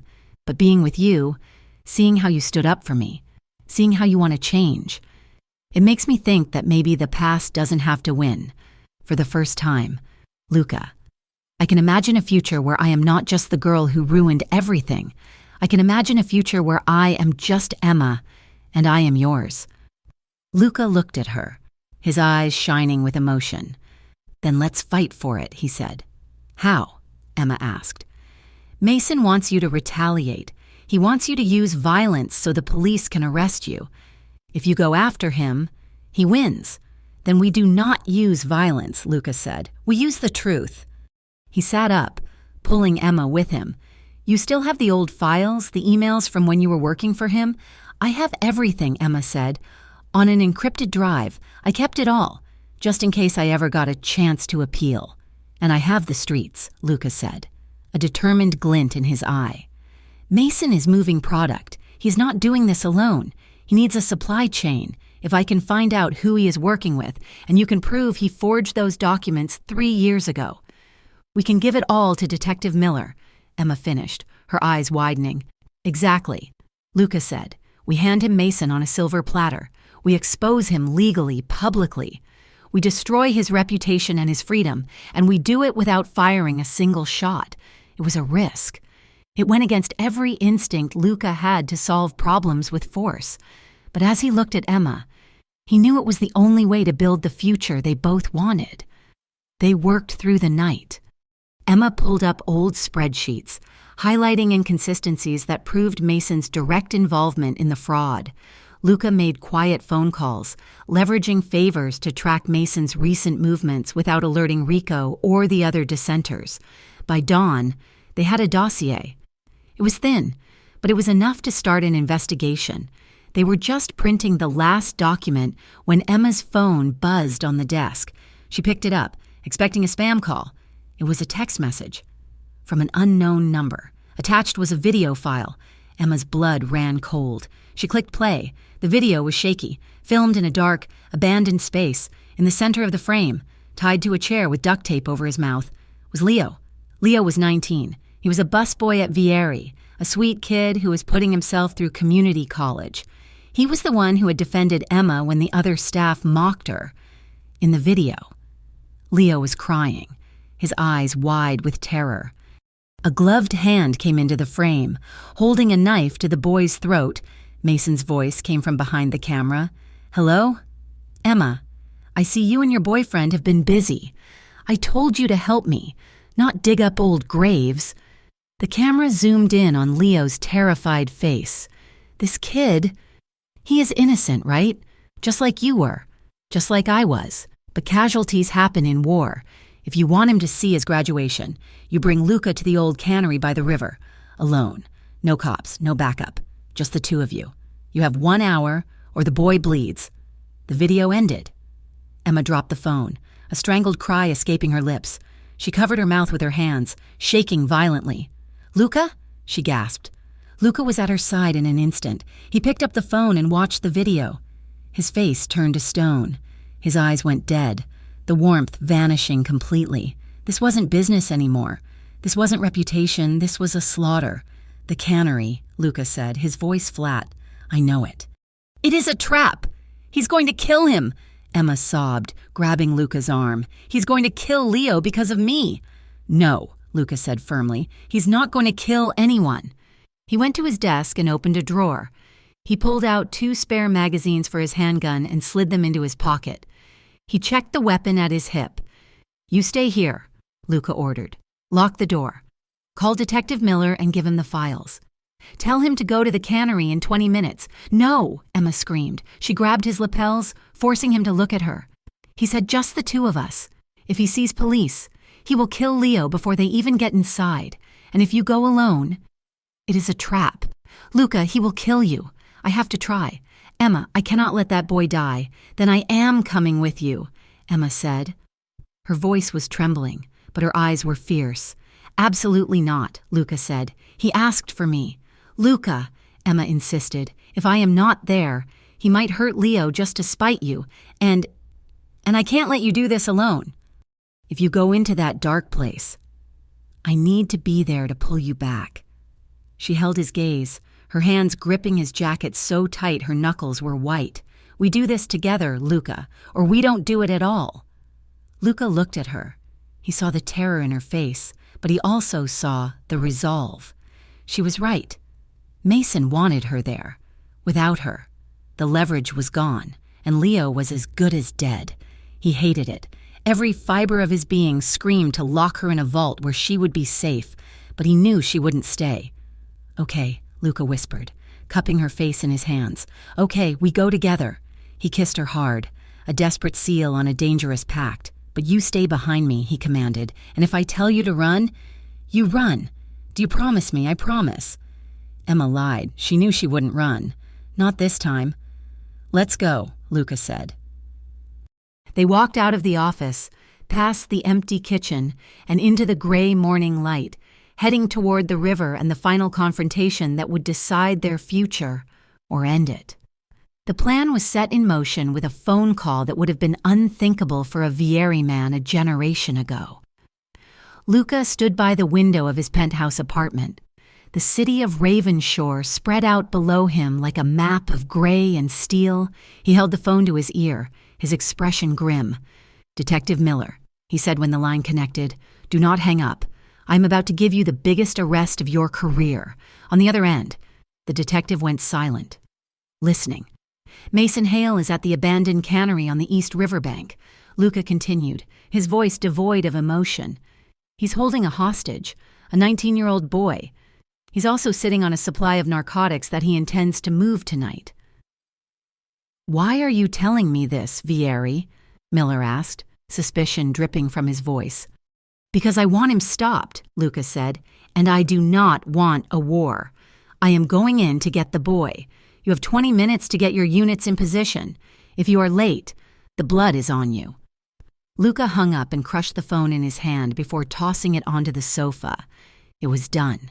He had invited the law into his world, a tactical gamble to ensure that even if things went wrong inside the warehouse, Mason would not walk away free. He turned to the bedroom. Emma was there. She was standing by the bed, staring at the holster and the handgun lying on the silk duvet. Her face was pale, her hands clasped tightly together to stop them from shaking. She looked terrified, but when she raised her eyes to meet his, the resolve in them cut through him. "It is time," Luca said softly. Emma nodded. She picked up the holster. Her fingers fumbled slightly with the leather straps as she walked over to him. "Let me help," she whispered. Luca stood still, allowing her to step into his space. She wrapped the holster around his shoulders, adjusting the fit over his white dress shirt. Her hands smoothed the fabric over his chest, feeling the hard muscle beneath. She could feel his heart beating, steady, strong, and rhythmic. She picked up the gun. It was heavy, cold, and lethal. She slid it into the holster with a click that sounded like a final judgment in the quiet room. "You have to come back," she said, her voice trembling. "I will," Luca promised. "No," Emma said, gripping his lapels. "You have to promise me. If you don't come back, if you let him win, I will never forgive you." Luca looked down at her.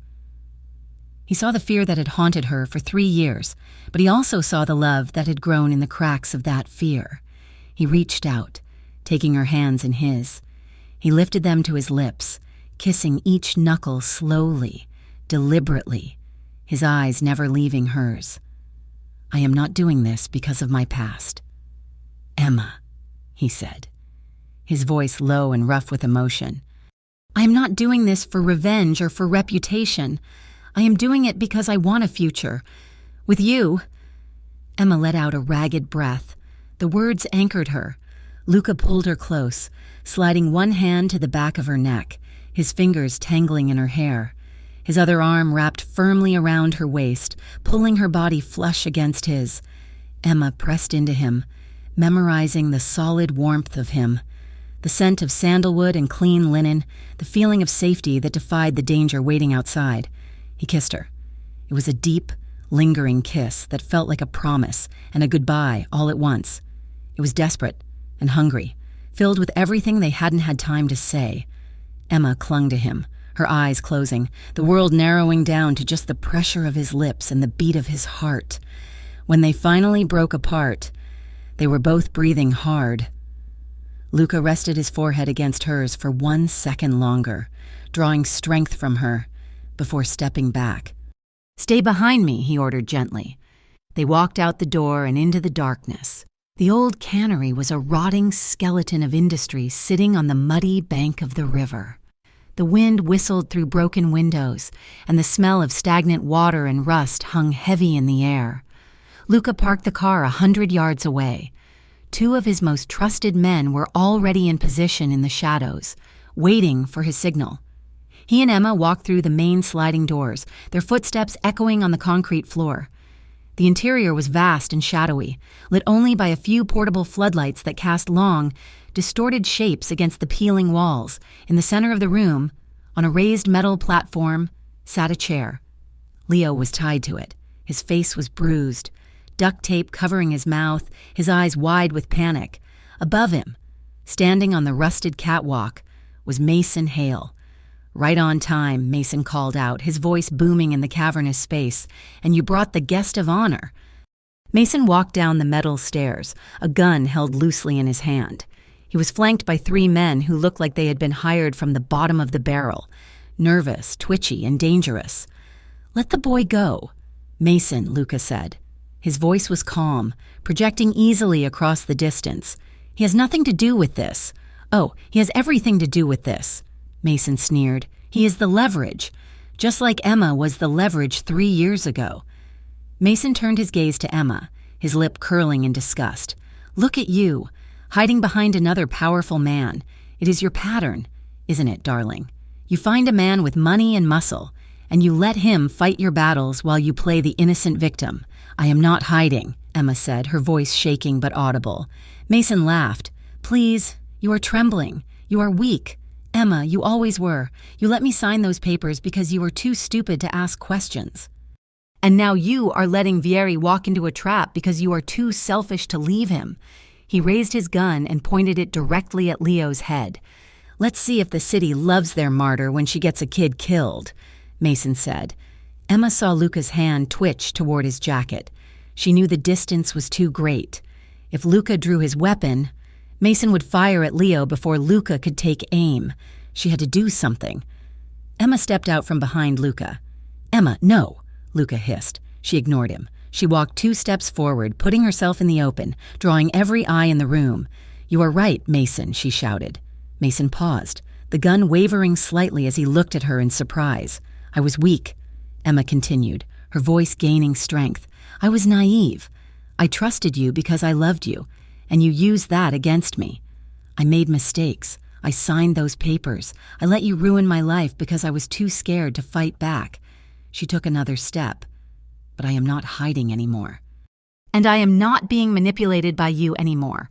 You want to destroy me? Fine, look at me. Here I am. But you leave him out of it." Mason stared at her, his ego baiting him.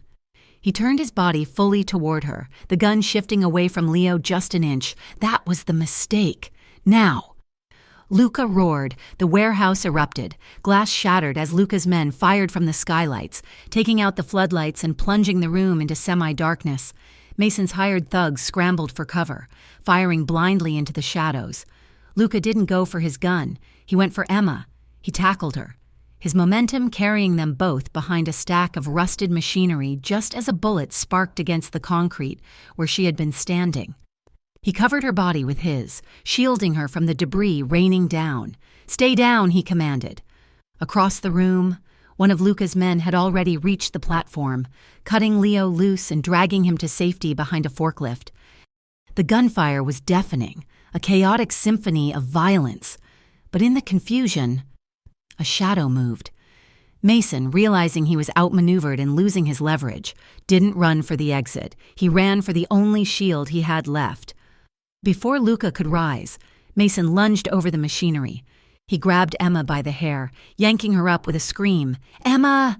Luca yelled, scrambling to his feet, his gun finally in his hand. Mason dragged Emma backward, pressing the cold barrel of his pistol hard into her ribs. He used her body to block Luca's line of sight. "Drop it!" Mason screamed, his face contorted with panic and rage. "Drop the gun, Vieri, or I swear to God I will put a hole in her." The shooting stopped. The silence that followed was heavy and terrifying. Luca stood 10 feet away. His gun was raised, aimed dead center at Mason's head, but Emma was in the way. Her eyes were wide, filled with tears, staring straight at him. "You won't do it," Mason panted, his arm tightening around Emma's throat. "You are weak. I saw the way you looked at her. You are weak for this city's washed-up whore." Luca's jaw clenched so hard it looked like it might shatter. His eyes were locked on Emma's face. He saw the terror there, but he also saw the trust. "Do it," Mason taunted. "Shoot. You miss by an inch. She dies. You put the gun down. Maybe I let her live." Luca didn't lower the gun, but his expression shifted. The rage vanished, replaced by a cold, absolute clarity. He lowered the muzzle of his weapon just slightly, shifting his focus from the target to the woman. "I do not give a damn about what they say you were," Luca said. His voice was loud, steady, cutting through the echo of the warehouse. "The city spread rumors about your past. Fine. Let them." Emma watched him. She saw the message in his eyes. She saw the signal. "It is your future that matters to me." The words acted like a trigger. Emma found a surge of courage that had been buried under 3 years of shame. She didn't freeze. She didn't cry. She twisted. With all her strength, she threw her weight to the right, dropping her shoulder and spinning away from the barrel of the gun pressing into her side. Mason, caught off guard by her sudden resistance, stumbled. His aim pulled wide. It gave Luca the split second he needed. Crack. A single shot rang out. It was precise. Clinical? Mason screamed, dropping the gun as his right shoulder exploded in a spray of red. The impact spun him around, and he collapsed to the concrete, clutching his arm, writhing in pain. Emma scrambled away, crawling toward Luca. He met her halfway, holstering his weapon and pulling her into his arms, crushing her against his chest. "Are you hit?" he demanded, checking her frantically. "Did he hurt you?" "I am fine," she sobbed, clinging to him. "I am fine." Sirens began to wail in the distance, growing louder by the second. Blue and red lights flashed through the high windows, painting the warehouse in a chaotic strobe. Luca looked down at Mason, who was moaning on the floor. He didn't finish him. He didn't need to. Detective Miller and a SWAT team burst through the doors, weapons drawn. "Drop your weapons," Miller shouted. Luca raised his hands slowly, stepping away from Emma but keeping himself positioned between her and the police. "It is over," he said to her quietly. The aftermath was a blur of flashing lights and questions. Luca was detained, handcuffed, and placed in the back of a squad car, but it was brief. Detective Miller, finding the cache of narcotics exactly where Luca said it would be, and finding the kidnapped boy alive, understood the exchange. With Mason Hale screaming threats and confessions as paramedics loaded him onto a stretcher, the narrative crumbled. The police found the laptop in Mason's car, the one used to update the gossip blog, the one containing the drafted lies about Emma. Emma gave her statement at the station, sitting wrapped in a blanket Luca had demanded for her. She handed over the drive containing the evidence of the old fraud. This time, the police listened. This time, with Mason already in cuffs for kidnapping and attempted murder, the pieces of the past fell into place. By morning, Luca was released. He walked out of the precinct into the blinding dawn. Emma was waiting for him on the steps. They didn't say a word. Luca simply walked to her, took her hand, and led her to the car. The city was waking up. The gossip blogs were already updating, but the headlines were different now. The truth, for once, was louder than the whispers. 6 months later, Ravenshore was warm, the summer breeze coming off the ocean carrying the scent of salt and blooming jasmine. The rooftop of Vieri had been transformed. Gone were the shadowy corners and heavy drapes. It was now an open-air terrace, strung with golden lights, filled with laughter and music. It was the crown jewel of the Vieri Hospitality Group, a fully legitimate, thriving enterprise. Emma Cole stood by the railing, looking out over the skyline. She held a glass of champagne, her other hand resting on the sleek railing. She wore a dress of deep emerald green, confident and elegant. She wasn't hiding in beige anymore. She was the financial director of the company. Her name was on the office door. The whispers about her past hadn't vanished completely. Ravenshore loved its history, but they had lost their teeth. People now spoke of her resilience, her competence, and her sharp mind. She felt a presence behind her. Luca wrapped his arms around her waist, pulling her back against his chest. He rested his chin on her shoulder, looking out at the city he used to rule with fear, and now ruled with success. "What are you thinking about?" he murmured, pressing a kiss to the side of her neck. "I was thinking about the first night I met you," Emma said softly, leaning into him. "The night you told that customer to apologize. A lot has changed since then," Luca said. Emma turned in his arms, resting her hands on his chest. She looked up at him. The hardness was gone from his eyes, replaced by a peace she hadn't thought possible for a man like him. "Do you ever regret it?" she asked. "Choosing this?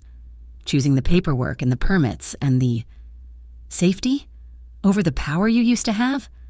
Luca looked at her. He reached up and tucked a strand of hair behind her ear, his thumb lingering on her cheek. "Power is useless if you have no one to share it with," he said. He turned her gently so they were both looking out at the blinking lights of the city that had tried to break them both. "I meant what I said in the warehouse. Emma," he whispered, "it is your future that matters to me." Emma smiled, and for the first time in her life, the future didn't look like a threat. It looked like a promise. She pulled him down for a kiss, deep, unhurried, full of gratitude and desire. Below them, the city kept spinning, kept whispering, kept moving. But up here, under the lights, they had built something stronger than rumors. They had built a life.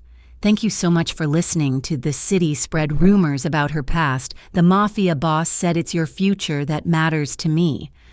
I hope you enjoyed this journey of redemption, danger, and romance. I would love to know where you are tuning in from today. Please leave a comment below and tell me which country or city you are listening from. If you enjoyed the story, please don't forget to subscribe to Mafia Romance Stories for more emotional and thrilling tales. Feel free to share your thoughts on Emma and Luca's ending in the comments in English. I can't wait to hear from you.